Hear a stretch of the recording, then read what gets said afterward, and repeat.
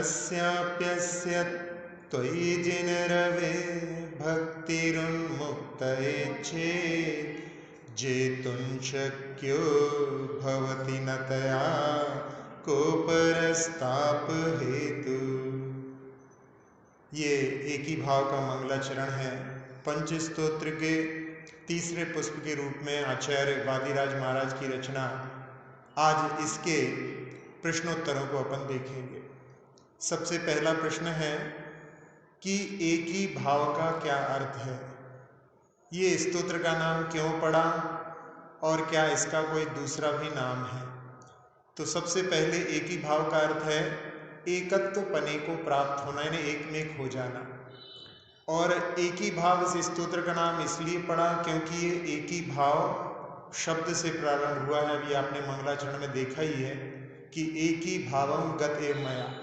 तो एक ही भाव शब्द से प्रारंभ होने के कारण इसको एक ही भाव स्तोत्र कहते हैं। और इसका दूसरा नाम भी है कल्याण कल्पद्रुम स्तोत्र। सबसे आखिरी काव्य में जहाँ शार्दुल विक्रीडित छंद है वहाँ पर कल्याण कल्पद्रुम से वो समाप्त होता है, इसलिए इसको दूसरा नाम कल्याण कल्पद्रुम स्तोत्र भी है।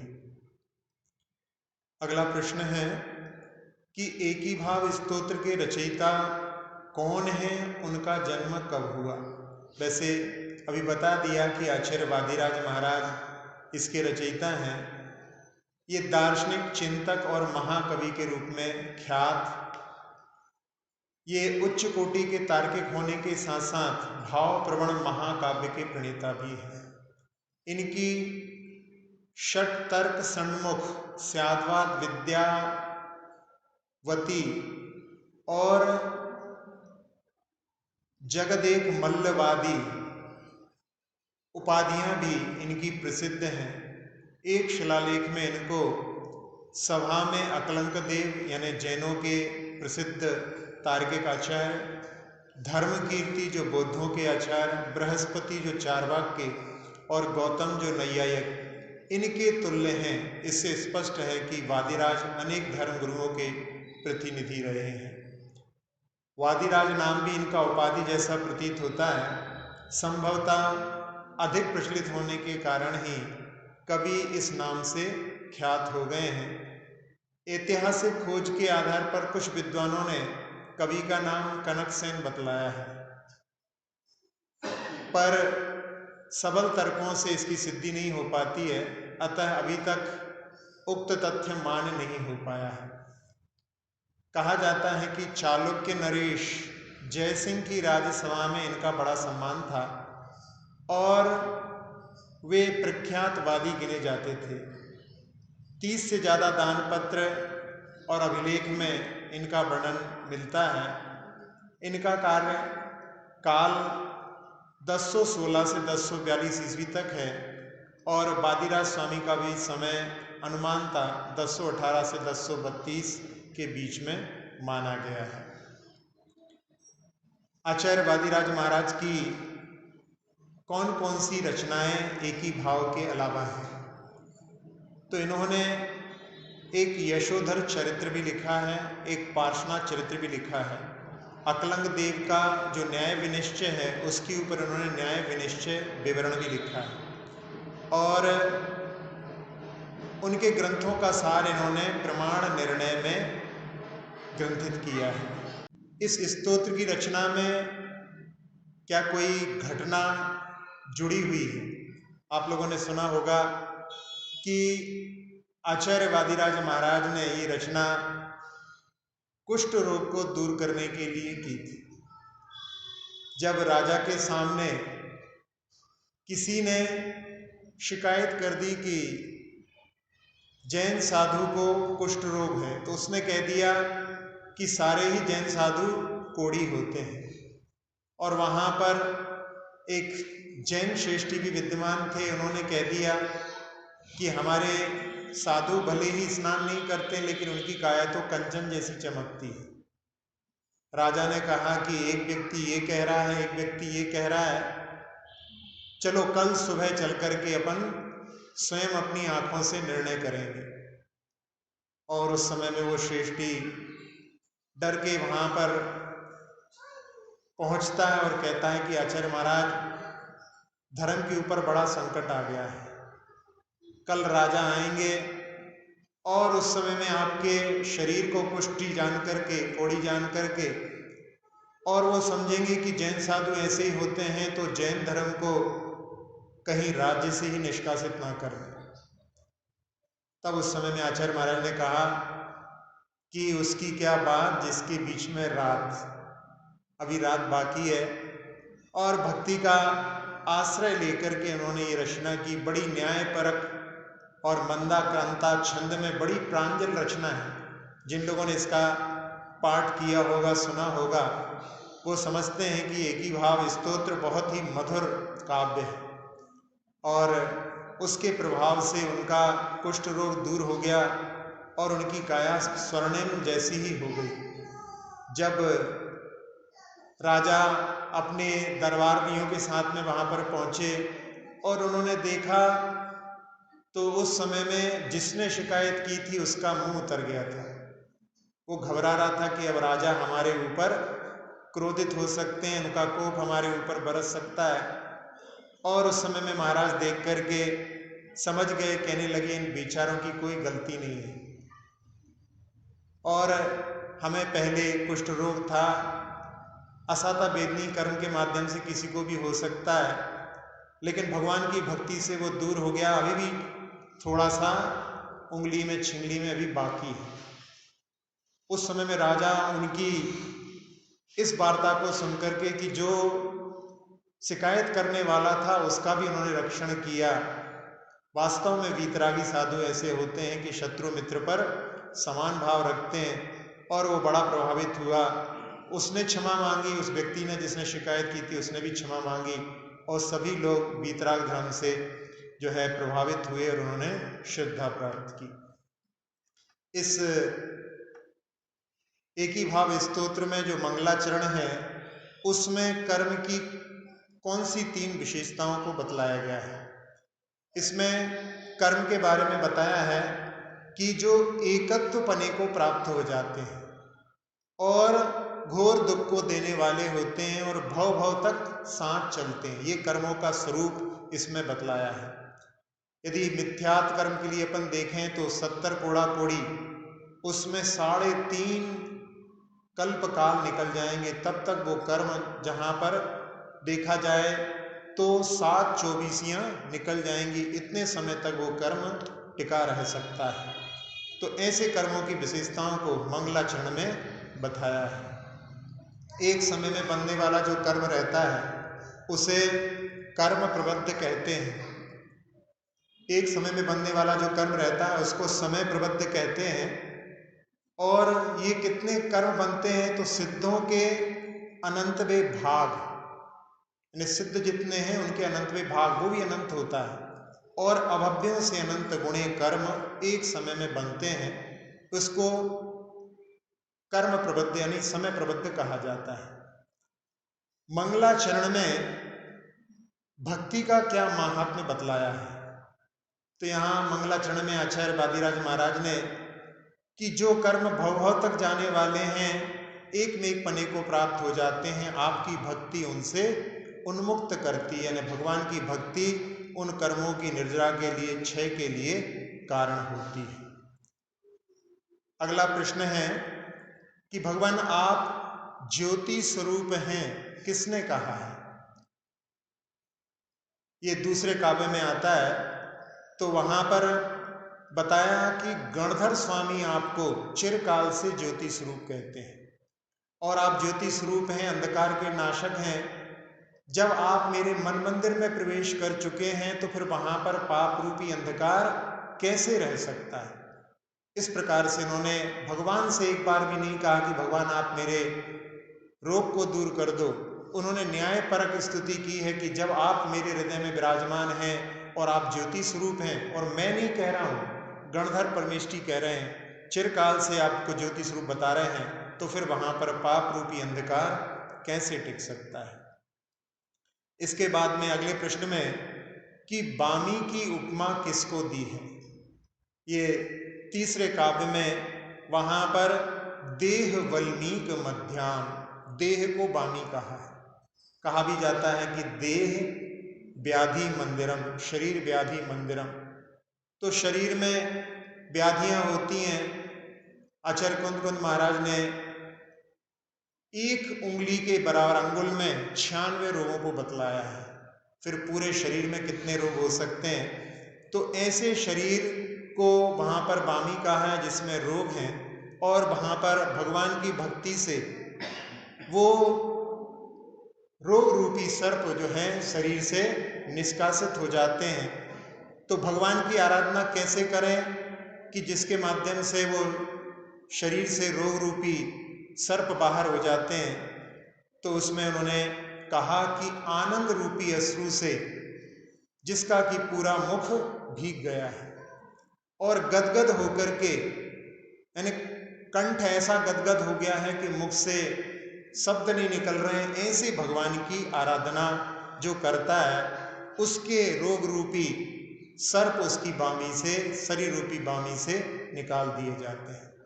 एक छोटा सा बच्चा था, अपने पिता को रोज अभिषेक करते हुए देखता था, तो उसने कहा कि हमको भी करना है।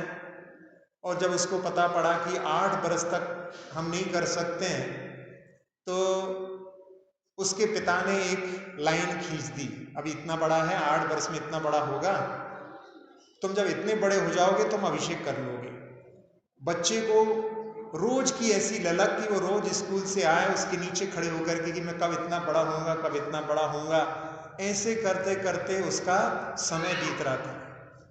और जब वो 8 वर्ष का हुआ तब उस समय में बड़े गाजे बाजे के साथ में उसको जिनाले ले गए। ये भी एक प्रथा अपने यहाँ पर होनी चाहिए। अभी कुछ दिनों पहले व्हाट्सएप पे किसी लोगों ने दिखाया था कि पुणे में एक जगह पर जब बच्चे का पहली बार जब अभिषेक का समय आया तो बड़े गाजे वाजे जैसे बारात निकल रही हो ऐसे उसको लेकर के गए, यानी उसकी भावनाओं को और उत्कर्ष देने के लिए। हाँ, तो इस प्रकार से यदि कार्य करेंगे तो वहाँ पर जब उस बच्चे को लेकर के गए और उसने शुद्ध वस्त्र पहन करके जब भगवान का अभिषेक किया, तो उस समय में उसके पूरे शरीर में रोमांच थे। देखने वाले समझ रहे थे कि ऐसा अभिषेक हमने आज तक नहीं देखा है। इस प्रकार से भावनाओं को बढ़ा करके, तो यहाँ पर वही कहा गया है कि पूरे शरीर में रोमांच व्याप्त हो जाए। इस प्रकार से जो भगवान की भक्ति करता है उसके शरीर रूपी बामी से जो रोग रूपी सर्प है वो निकाल दिए जाते हैं। अब अगला प्रश्न है कि स्वर्णिम तन के लिए किस हेतु से स्तुति की है। चौथे काव्य में आचार्य महाराज ने वहां पर बताया है कि भगवान आप स्वर्ग से आने के पहले ही, आप स्वर्ग से अभी आए नहीं थे, और ये धरा जो है जिस नगरी में भगवान का जन्म होता है वो स्वर्णिम हो जाती है। तो वहां पर आचार्य महाराज कह रहे हैं कि जब आप आए नहीं थे और ये धरा स्वर्णिम हो गई थी, और आप मेरे मन मंदिर में जब प्रवेश कर चुके हैं, तो ये देह यदि स्वर्णिम हो जाए तो इसमें कौन सी आश्चर्य की बात है।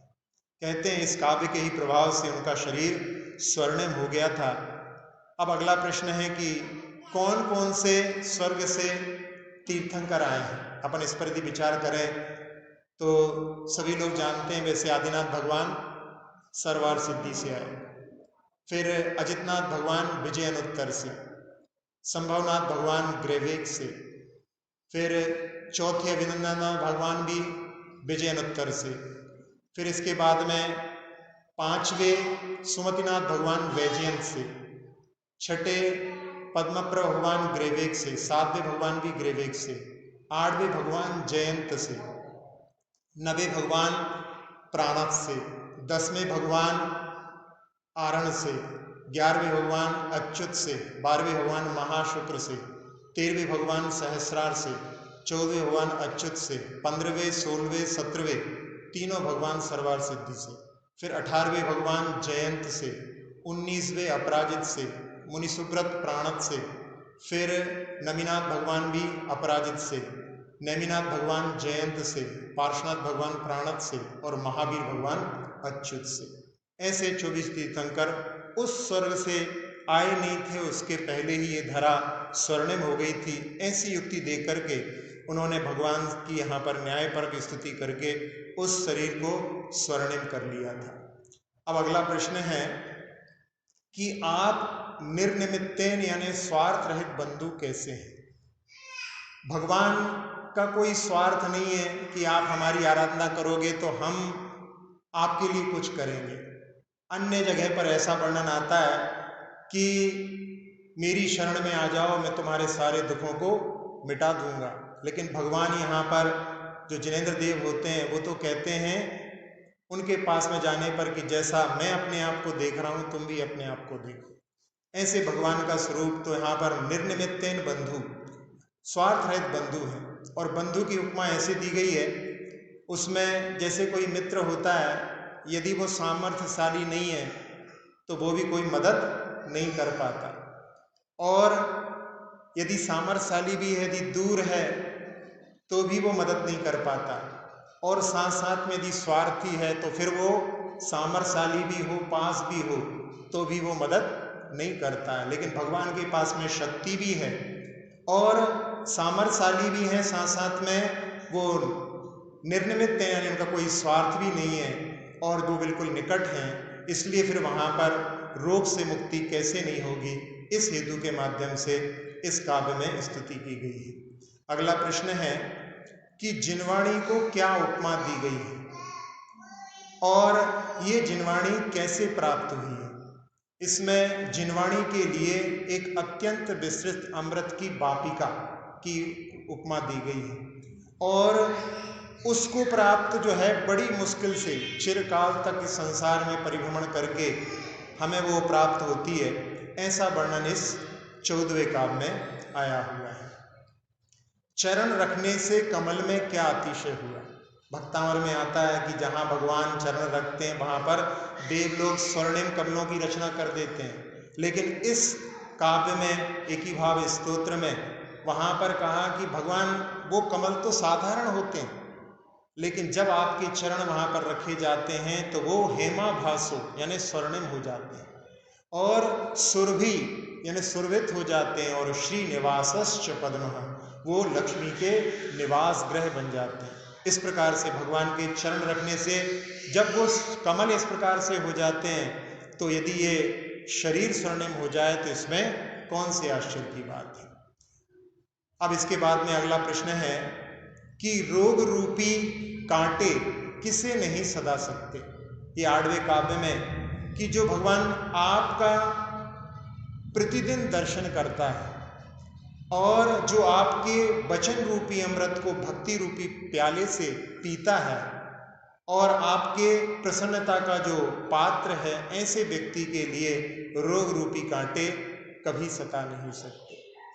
अगला प्रश्न कि मानस्तंभ से क्या समानता है और क्या असमानता है। मानस्तंभ के लिए वहाँ पर कहा कि वो पाषाण का बना हुआ है, तो फिर कहा कि ऐसे पाषाण तो दूसरे भी हैं, यानी समानता उसमें और भी जगह मिल जाएगी। इसमें रत्न लगे हुए हैं तो ऐसे रत्न तो और जगह भी हैं। फिर इसमें ऐसी शक्ति कैसे आ गई कि जिससे कि ये व्यक्तियों के मान को खंडित करने में समर्थ हो सका। तो उस समय कहा कि भगवान आपकी यहाँ पर उपस्थिति है, आपकी प्रत्याशक्ति, आप इसमें विद्यमान हैं, इसलिए इसमें ऐसा प्रभाव आया कि ये मान को खंडित करने में समर्थ हो जाता है। बाकी जगह पर रत्न भी हैं, पाषाण भी हैं, लेकिन आपकी उपस्थिति नहीं है, इसलिए वो मान का खंडन करने में समर्थ नहीं हो पाते। इसमें घटना तो आप सभी लोगों ने सुनी होगी कि जो मान खंडन वाली घटना आती है जिसमें गौतम गणधर स्वामी जो कि इंद्रभूति गौतम 500 शिष्यों के जो गुरु थे और वहाँ पर भगवान की वाणी 66 दिन तक नहीं खिरी थी। उस समय में इंद्र ने जाकर के और उनसे कुछ प्रश्न किए और कहा कि हमारे गुरु ने पूछा है। उस समय में अहंकार के कारण कि चलो मैं तुम्हारे गुरु से मिलकर के ही जवाब दूंगा। और जब वो वहाँ पर समोषण में पधारते हैं और मानस्तंभ को देख करके ही उनका मान जो है पानी पानी हो जाता है और उस समय में उनके अहंकार का जैसे ही निष्कासन होता है और उनको सम्यक दर्शन की प्राप्ति हो जाती है। तो ऐसी घटना इस काव्य से जुड़ी हुई है। अब अगला प्रश्न है कि आपके समीप से बहने वाली वायु क्या कर सकती है? तब उसमें कहा कि आपके पास से बहने वाली वायु भी रोगों को हरने में समर्थ हो जाती है, और जब आपको हमने ध्यान के द्वारा अपने हृदय कमल में विराजमान कर लिया है, फिर वो रोग यदि दूर हो जाए तो इसमें कौन से आश्चर्य की बात है। यानी सब जगह आप देखेंगे, हर काव्य में इसी प्रकार से इन्होंने भगवान की स्तुति की है। एक जगह भी इन्होंने भगवान से नहीं कहा कि भगवान आप मेरे रोग को हरण कर लो। उन्होंने ये कहा कि जो आपको अपने हृदय में धारण करेगा उसका क्या रोग परेशान कर सकते हैं? अर्थात नहीं। अगले काव्य में अगला प्रश्न है कि एक ही भाव स्तोत्र में कौन कौन से छंद हैं। वैसे अभी आपको एक छंद तो बता ही दिया था कि मंदाक्रांता छंद है, जिसमें 4 अक्षर, 6 अक्षर और 7 अक्षर यानी 17 अक्षर एक लाइन में होते, और इसमें सबसे आखिरी में एक शार्दुल विक्रीडित छंद आता है जो कि मंगलाष्टक का छंद मंगलाष्टक में आप लोग पढ़ते हैं। और इसके साथ साथ में एक और काव्य भी मिलता है, वैसे वो माना जाता है कि वो आचार्य वादिराज की रचना नहीं होगी, फिर भी उसका छंद यदि अपन देखें तो वो स्वागता छंद कहलाता है। अब अगला प्रश्न है कि आचार्य वादिराज महाराज ने कैसा समर्पण दिखलाया। इस काव्य में जिसमें कि ये समर्पण की बात है वो 11वां काव्य है, और वहां पर वो कह रहे हैं कि हे भगवान, इस संसार में परिभ्रमण करते हुए मैंने चारों गतियों में बहुत दुख को उठाए हैं। आप सब कुछ जानते हैं, आप सबके स्वामी हैं और आप दयालु भी हैं, और मैं क्या कर सकता हूं, मैं तो भक्ति से आपके चरणों में समर्पित हो गया हूं। अब इस विषय में जो कुछ करना है वो अब आप ही को करना है, आप ही प्रमाण है। इस प्रकार से उन्होंने अपना पूरा समर्पण यहाँ पर इस काव्य में बतलाया है। अगला प्रश्न है कि एक ही भाव स्तोत्र में कौन से भगवान की स्तुति है। जैसे अपन जानते हैं कि भक्तामर स्तोत्र में आदिनाथ भगवान की है, कल्याण मंदिर में पार्श्वनाथ भगवान की है। इस काव्य में कौन से भगवान की स्तुति है?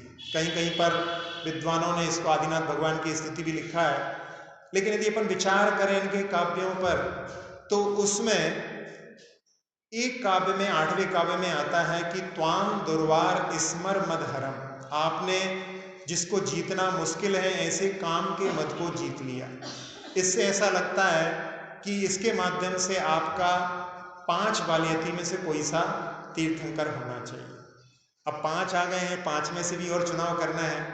तो इसके 9वें काव्य में अब ये अपन ने देखा था कि मान को हरने वाली घटना जो भगवान महावीर के समोशरण से जुड़ी हुई है, तो उससे अपन अनुमान लगा सकते हैं। वैसे तो आचार्य महाराज के हृदय को कौन जान सकता है कि उन्होंने किन भगवान की स्तुति करके लिखी है, लेकिन इसके माध्यम से चूंकि घटना वो भगवान महावीर के समोशरण से जुड़ी हुई है तो भगवान महावीर का भी स्मरण उसमें हो सकता है। और इसके बाद में अगला काव्य जो 12वां काव्य है उसमें जीवनधर स्वामी की घटना का भी वर्णन आया है, इसलिए वो जीवनधर स्वामी भी भगवान महावीर स्वामी के शासन काल में हुए हैं। तो ऐसे 3 जो है बिंदुओं को अपन यदि दृष्टि रखें तो सोच सकते हैं कि भगवान महावीर की स्तुति है। एक ही भाव का पाठ करो नित, जिन भक्ति आधार है, श्रद्धा और समर्पण गुण का करता ये संचार है। एक ही भाव का पाठ करो नित, जिन भक्ति आधार है, श्रद्धा और समर्पण गुण का करता ये संचार है। एक ही भाव का पाठ करो नित।